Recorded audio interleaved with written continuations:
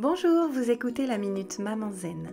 Je suis Julie Lemaire, j'aide les mamans fatiguées et stressées à ralentir, à simplifier leur vie pour retrouver le plaisir et la légèreté au quotidien et mettre leur énergie sur ce qui compte vraiment. Chaque jeudi, je partage avec vous les découvertes et les outils qui ont changé ma vie de maman et qui, je l'espère, vous aideront à changer la vôtre aussi. Assurez-vous de vous abonner au podcast pour être notifié des nouveaux épisodes chaque semaine et être bien sûr de n'en manquer aucun.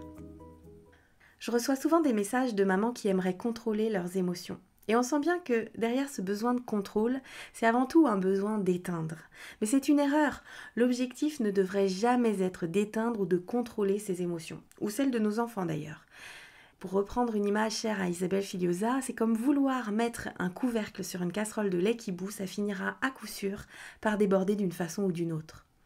Vos émotions ne sont ni positives ni négatives. Elles peuvent être agréables ou désagréables à vivre, mais c'est important de garder en tête que vos émotions sont avant tout là pour vous délivrer un message, vous protéger, vous libérer aussi en vous aidant à vous mettre en mouvement, à faire des choix, à prendre des décisions, à passer à l'action. Ce qu'il vous faut, c'est l'identifier, la nommer et la traverser, et surtout ne pas en avoir peur. On peut parfaitement ressentir de la tristesse sans devenir malheureux pour toujours, être en colère sans effrayer ou blesser qui que ce soit au passage. Avoir peur ou être anxieuse sans rester paralysée pour autant. Être en joie sans avoir peur que ça ne dure pas. Finalement, l'idée, c'est pas de contrôler ou d'éteindre ces émotions, c'est de les vivre plus sereinement, notamment en apprenant à gérer le stress auquel les émotions soumettent notre cerveau. Et c'est ce que je propose dans mon programme, vous apprendre à gérer ce stress dans les situations du quotidien. La zénitude, c'est comme la politesse, ça s'apprend.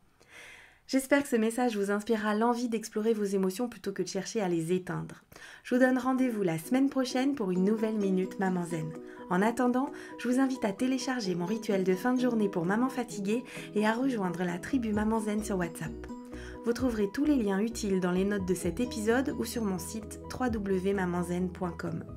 Vous pouvez également y trouver toutes les infos sur mon programme C'est décidé, j'arrête de crier et de stresser et sur mon rituel live du vendredi soir. Si ce podcast vous a plu, la meilleure façon de le soutenir, c'est de laisser un avis 5 étoiles et de le partager sur les réseaux sociaux. Ça permettra à d'autres mamans de découvrir le podcast plus facilement. À très vite!